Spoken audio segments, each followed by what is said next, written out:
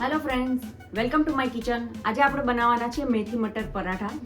એકદમ શિયાળો છે અને બહુ સરસ મટર અત્યારે આવતા હોય છે, તો આપણે બનાવશું મેથી મટર પરાઠા, જે તમારા છોકરાઓ આસાનીથી ખાશે. બિલકુલ એમાં કડવાશ નહીં આવે, તો રેસીપીને છેક સુધી ફોલો કરજો.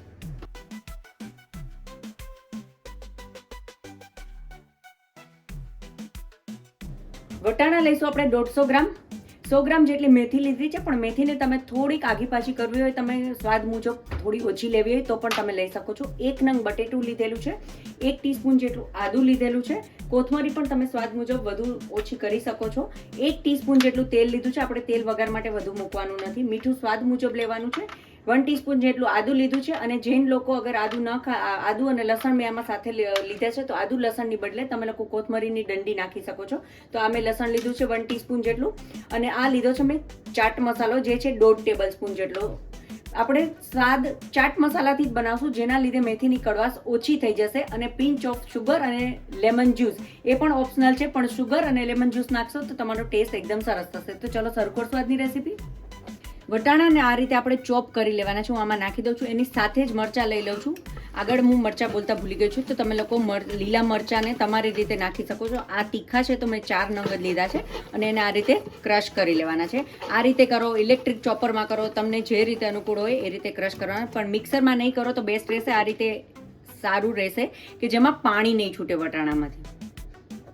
શરૂ કરશું આપણે રેસીપી. ગેસ ઓન કરશું. ત્યાર પછી 1 ટીસ્પૂન ઓઇલ બહુ લેવાનું નથી વધારે. તો સૌ પ્રથમ આપણે તેલમાં એડ કરશું વટાણા, કે જે આપણે ક્રશ કરેલા છે. એને આ રીતે થોડાક એવા સાતડી લેવાના છે.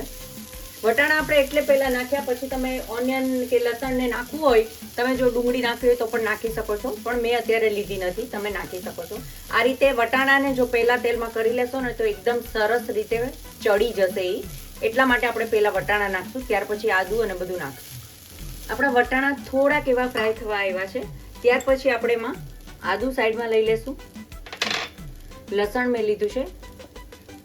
અને જો તમે ગ્રામના માપથી વટાણા અને મેથી લેવામાં ના માંગતા હોય, તો તમે આ રીતે કપ ભરીને યા વાટકો ભરીને પણ લઈ શકો છો. તો 1 કપ વટાણા અને 1 કપ મેથી, એ રીતે પણ તમે માપ કરી શકો છો. આ રીતે કરી એમાં થોડુંક એવું મીઠું એડ કરી દેશું, જેના લીધે પાણી છૂટશે અને આપણું વટાણા અને મેથી એકદમ સરસ રીતે ચડી જશે. મીઠું તમે તમારા સ્વાદ મુજબ નાખી શકો છો. આ રીતે મિક્સ કરી અને એને 2 થી 3 મિનિટ માટે ચડવા દઈશું.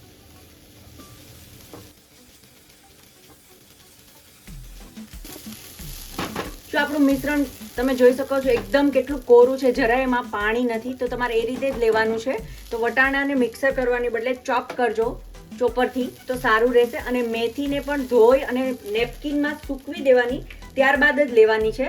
ત્યાર પછી હું કોથમરી એડ કરું છું, જેટલી તમને ગમે એટલી. ચાટ મસાલો, લેમન જ્યુસ અને પિંચ એવી શુગર. અને એક સિક્રેટ મસાલો છે જે હું એડ કરું છું, પણ જરૂરી નથી કે તમે એડ કરો, કે જે બજારમાં મળતા હોય છે પરોઠાનો સ્પેશિયલ મસાલો, એ લેવાનો છે. અને એ તમે થોડો એડ કરશો તો એ ટેસ્ટ સરસ આવશે. પરોઠા મસાલો કહેશો એટલે મળી રહેશે. અને તમે બધા કોઈ પણ જાતના પરોઠાના મસાલા બનાવતા હોય, એમાં તમે થોડોક એને એડ કરી શકો છો.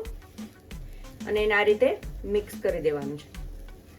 આ મિક્સચર જ્યારે આપણે ઠંડુ થશે ત્યારે એમાં બટેટું નાખી દઈશું અને એને મિક્સ કરી લઈશું. બટેટું તમારે ન નાખવું હોય તો પણ ચાલશે, પણ બટેટું એટલા માટે આપણે નાખીશું કે એનું બાઇન્ડિંગ સારું રહેશે અને તમે પરોઠું આસાનીથી વણી શકશો. તો 2 મિનિટ 5 મિનિટ આને ઠંડુ થવા દેશું. ત્યાર પછી આપણે એમાં બટેટાને મિક્સ કરીશું. હવે આપણે લોટ બાંધી લઈશું. મોણ લઈ લઈશું.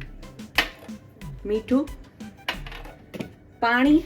તમારે 1.5 કપ લોટ લીધો છે, તો 3/4 કપથી ઓછું પાણી જોઈશે, પણ છતાંય તમે ચેક કરી અને લોટ બાંધી શકો છો, કારણ કે સિઝન જેવી હશે એ પ્રમાણે પણ તમારે લોટમાં પાણી જોઈશે. તો આ રીતે થોડું થોડું પાણી લેતું જવાનું અને મિક્સ કરતું જવાનું છે. અને મીડિયમ ઢીલો એવો લોટ બાંધવાનો છે.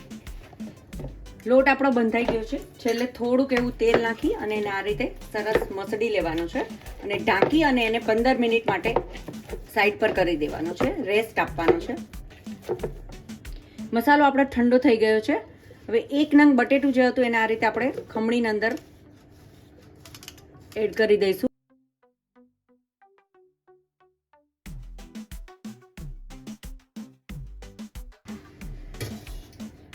હવે આમાં આમાં તમને ગમે તો તમે ચીઝ અને પનીર બંનેમાંથી કોઈ પણ એક વસ્તુ તમે એડ કરી શકો છો, યા તો બંને પણ એડ કરી શકો છો, પણ મેથી મટર જે આપણો પરાઠા છે કોન્સેપ્ટ એ રહી જશે, પછી એનો સ્વાદ નહીં આવે. એટલા માટે તો હું અત્યારે 1 ક્યુબ અથવા 2 ક્યુબ જેટલું ચીઝ આમાં એડ કરીશ.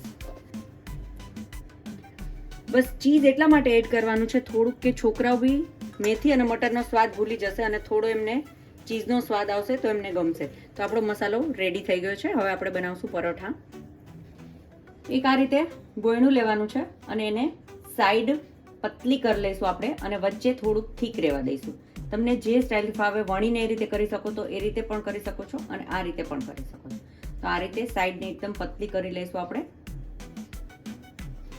કે જેના લીધે પરોઠું એકદમ વચ્ચે જાડું અને મસાલો ઓછો લાગે એવું ના બને. એટલે સાઈડ આ રીતે પતલી કરી લેવાની છે. ત્યાર પછી એના ઉપર થોડુંક એવું તેલ લગાવશું, જેના લીધે આપણું પરોઠું એકદમ સરસ ફૂલશે. મસાલો ભરશું, એકદમ સરસ રીતે સ્ટફિંગ કરીશું.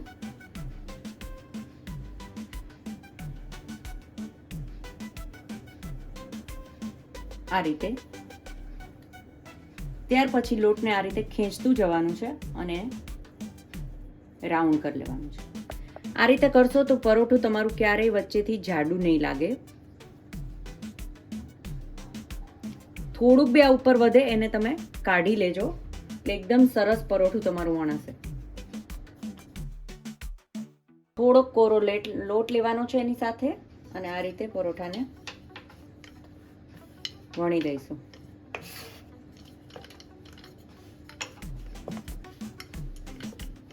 પરોઠું તમે જેટલું પતલું કરવા માંગતા હોય એટલું કરી શકો છો, અને જો મોટું કરવા માંગતા હોય તો તમે લુવો મોટો લઈ શકો છો.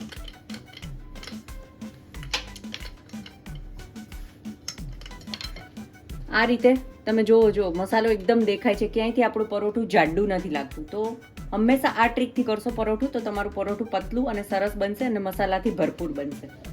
હવે પરોઠાને આપણે શેકી લઈશું. એક બાજુ થોડું શેકાઈ જશે ત્યાર પછી આપણે એને પલટાવશું. બીજી બાજુ ટર્ન કરી લેવાનું છે. થોડુંક એવી આવી ચૂમકી જેવી ભાત પડે એટલે એને બીજી બાજુ ટર્ન કરીશું. થોડુંક એવું ઓઇલ અથવા બટર તમને જે ગમે તે લઈ શકો છો, અને બટર પણ લેવું હોય તો તમે લઈ શકો છો. બટરથી મેથી વાળું પરોઠું એકદમ સરસ લાગશે. તો આપણે થોડુંક ઓઇલ લીધું, હવે થોડું બટર લઈ લેશું. એટલે બંનેમાંથી તમને જે અનુકૂળ હોય તે તમે કરી શકો છો. આ રીતે તમે જોઈ શકો છો પરોઠું આપણું ફૂલવા લાગ્યું છે.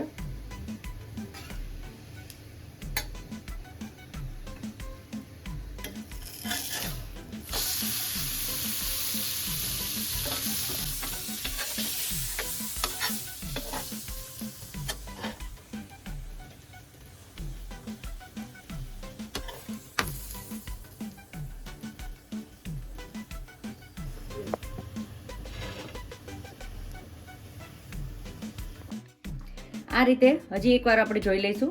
સાઈડ એકદમ પતલી કરવાની છે. તમારે પરફેક્ટ પરોઠું બનાવવું હોય તો આ ટ્રીક ફોલો કરજો. તમારું પરોઠું ક્યારેય જાડું નહીં બને. આ રીતે સાઈડ પતલી થઈ ગઈ. ત્યાર પછી સ્ટફિંગને જો તમને છૂટું મૂકતા ના ફાવે તો તમે આ રીતે બોલ કરીને પણ મૂકી શકો છો. બોલ હશે તો તમે આસાનીથી એને આ રીતે હેન્ડલ કરી શકશો. તો તમે બંનેમાંથી જે રીતે તમને અનુકૂળ આવતું એ રીતે કરજો. ત્યાર પછી આને પેક કરી લઈશું.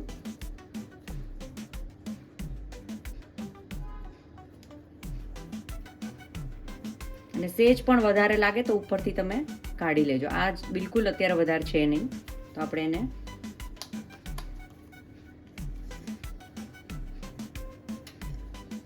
અને હંમેશા વણતા પહેલા આ રીતે થોડુંક કરશો ને તો પણ તમારા પરાઠામાંથી સ્ટફિંગ બહાર નહીં નીકળે.